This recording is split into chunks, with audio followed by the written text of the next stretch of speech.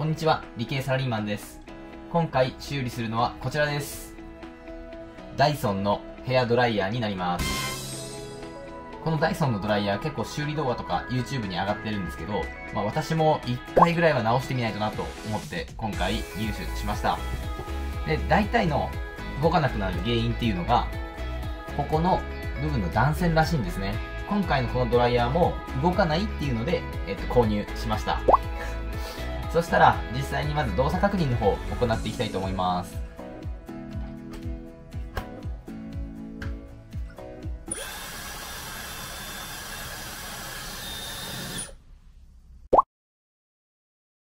動きますね。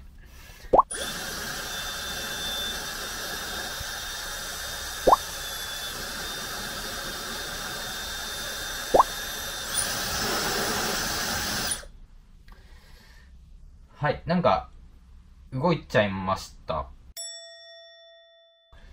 急に電源が入らなくなったっていう風に書いてあったので、何かしら動かなくなる原因があるのかもしれないので、ちょっとそこら辺を今から探っていきたいと思います。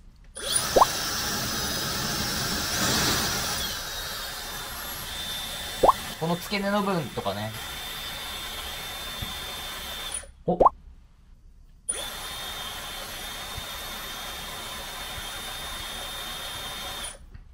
ここ怪しいですね。こっち側は大丈夫そうです。ここですね。ここ。今ここをグニグニしたら動いたり動かなかったりしたので、多分ここが断線してんのかなと思います。触った感じここあったかいので、明らか、なんか異常が起きてるんじゃないかなと思います。よかったー。じゃあ、これを分解していきます。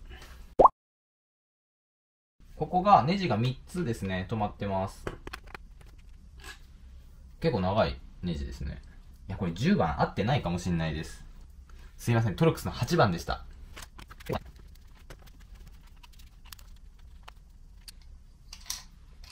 はい、ネジ外せました。3本のネジ。そしたら開けていきます。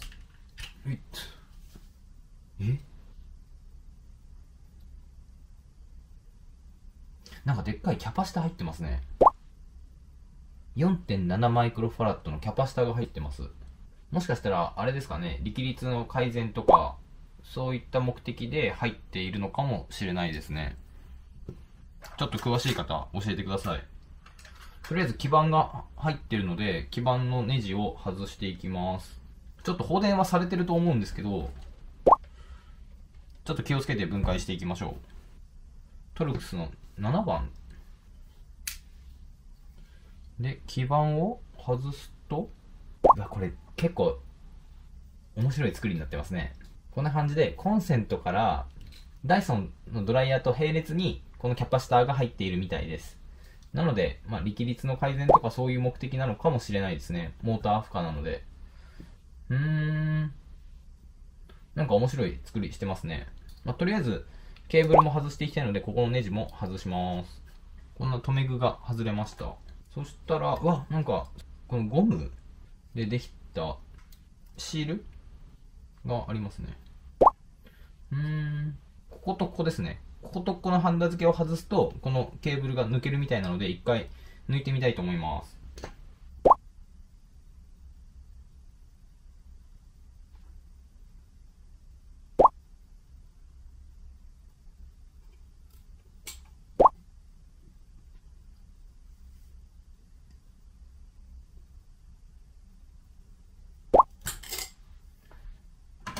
はい、抜けました。こんな感じ、外れました。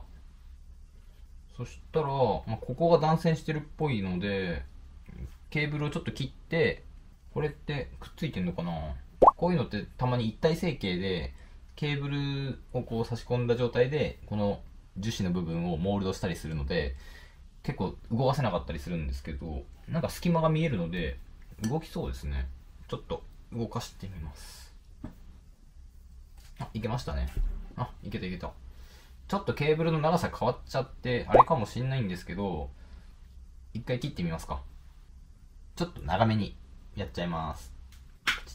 一回ちょっとこの中、ケーブルの中見てみます。うわ、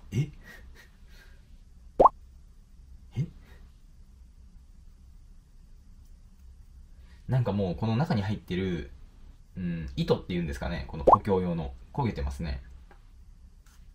おお、思った以上にひどいです、これ。おお、もうケーブルが完全に断線してました。これ危ないですね。もうすでにこの黒い方のケーブルは、もう完全に断線していて、補強用の糸がもう燃えてる状態です。で、白い方も、もうここ柔らかいんで、こんな感じですね。だからやっぱ断線してます。こっちも断線してて、同じところで断線してるので、これすごい危険な状態でした。これがもし、2本とも断線して、2本ともこうバチバチっとショートしてしまったら、家のブレーカーが落ちてしまったり、最悪火災につながる恐れもあるので、危ないですね、これは。こんなことになっちゃうんですね。私が購入してよかったなと思います。そしたら、一回このゴムとか外して、で、これも、スリーブも外れたので外して、ちょっと一回きれいにしていきたいと思います。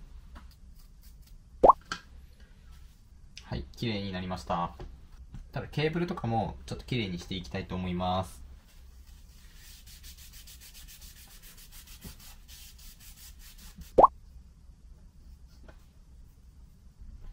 で、本来こういうコンセントとか 100V に関わることをするときっていうのは電気工事士の免許が必要なんですね。で、私実は持ってます。第2種電気工事士の免許。で、ここに電気工事とか、そういうコンセント変えたりとか、そういったことはできますよっていう風に書いてます。うわ、もうくっついてますね、古くて。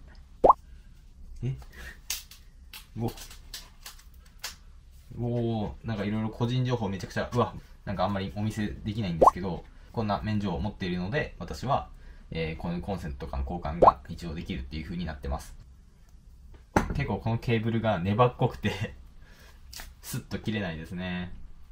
はい。そしたらこんな感じで、周りの補強用の糸も出てきたので、この糸は切ってしまいます。白が短くて、黒が長い。なんでこれを参考にして、この位置で、切っていこうと思います。こういう位置関係になるように今切りました。見えるかな、こんな。たら、皮を剥いていきます。ニッパーを使って電線の皮を剥くときって、こうやってしまう人もいるかもしれないんですけど、実はこの向きではなくて、この向きです。この向きで、こんな感じです。本当であれば、ワイヤーストリッパーとかを使った方がいいんですけど、すぐ出てこないので、ニッパーを使って皮を剥いてます。そしたら、これと同じように、これ見てもらえるとわかるんですけど、ハンダでコーティングされてます。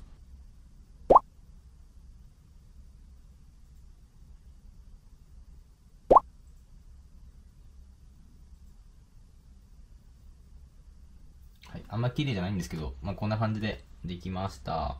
前面に一応ハンダがしっかりと乗っている状態になります。基板の方にハンダ付けしていくんですけど、うち今、このハンダを吸い取るスポーンってやつあるじゃないですか。あれがないんですね。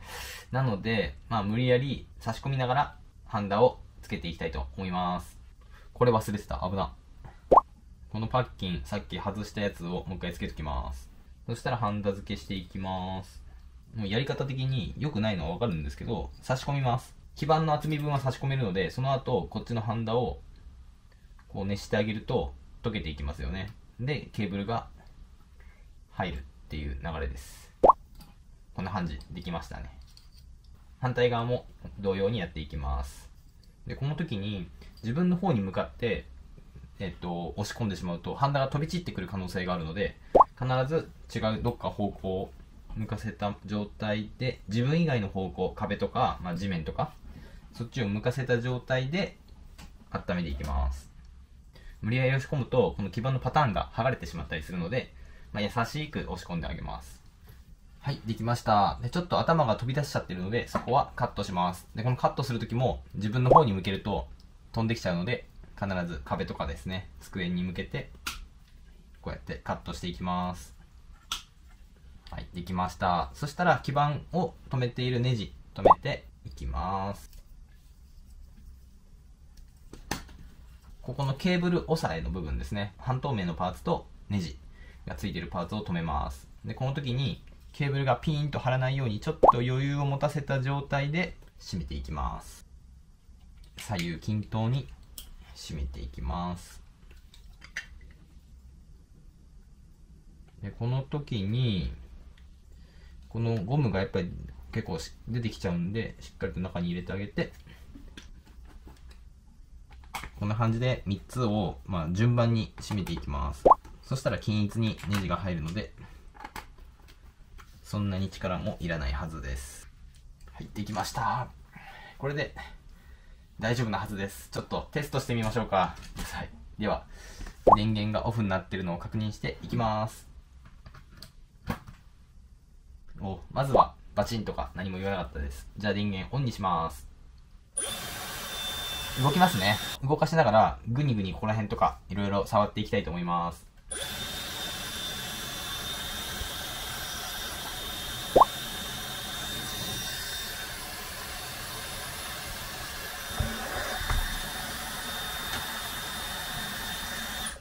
はい、大丈夫そうですね。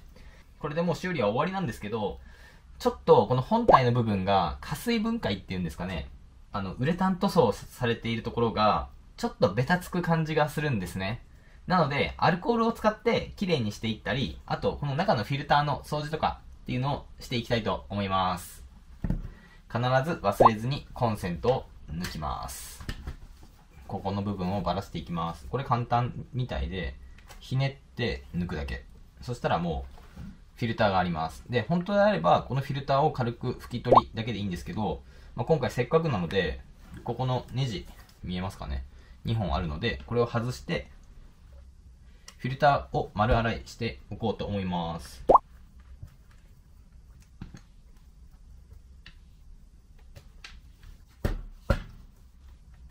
で、このフィルターはなんかもう、パカッと外れますね。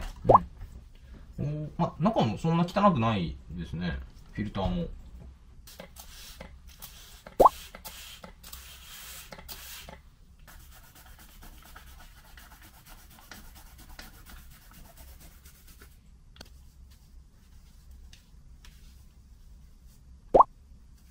ほんと綺麗です、めちゃくちゃ。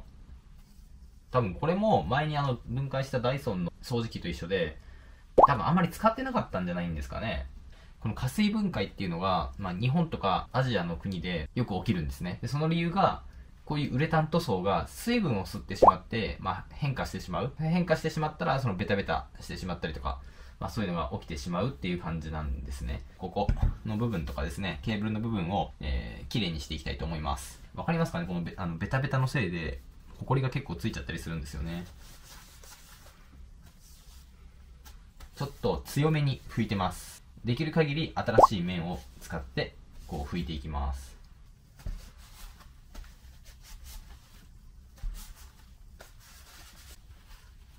このやっぱりウレタン塗装ってすごい質感はいいですけど、やっぱりこうやって劣化してしまうっていうのは嫌ですよね。多分ヨーロッパとかちょっと乾燥してる地域だったら多分これでも全然いいと思うんですけど、やっぱり日本とかアジアはちょっとウレタン塗装って長期的に見たら微妙かなって思ってしまいますね。はい、ある程度綺麗になりました。そしたら組み込んでいきます。ここも結構汚くなるとこですけど、これは綺麗ですね。ネジ止め忘れてました。やっぱダイソンってすごい作りが面白いですよね。本来であればこの本体の部分とかモーターの部分も開けたかったんですけど、今回、修理できてしまったので壊すような真似はしたくないなと思って開けなかったんですけど、もしまたそういう壊れたものがあったら中も開けてみて修理していけたらなと思います。こういうところですね。はい、完成しました。じゃあもう一回だけ動作確認していきます。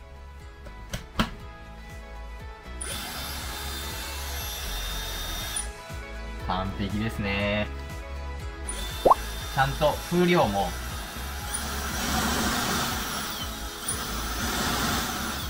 温度も変わります。でクーリングモードも動きますね。はい、今回はダイソンのヘアドライヤーの修理をしました。で、今回壊れてたところっていうのが、このコンセントのところにある、ケーブルがですね、断線していたっていうところです。で、その断線の状況が結構ひどくて、ケーブルが、こんな感じで燃えているような状態ですね。で、周りの被覆ももうちょっと焦げている感じです。くっついちゃってますね、溶けて。多分この製品もなんか動かないなとかちょっとおかしいなっていう時はあったと思います。その状態でもうすぐに使用をやめてメーカー修理に出したりとか、新しいの買ったりとかって風にした方がいいかなと思います。もちろんこうやって焦げてしまっていたら火災になるリスクだってありますし、自分自身が火傷してしまったりとか、何かしら問題が起きる可能性があるので、おかしいなと思ったらすぐに使用を停止して修理に出すか新しいのを買った方がいいかなと今回開けてみて思いました。はい、最後までご視聴いただきありがとうございます。今後はですね、また修理だったりとか、何か新しいものを分解して製品の構造を分析したりとか、そういった動画を上げていくので、ぜひチャンネル登録とグッドボタンよろしくお願いします。ではまた。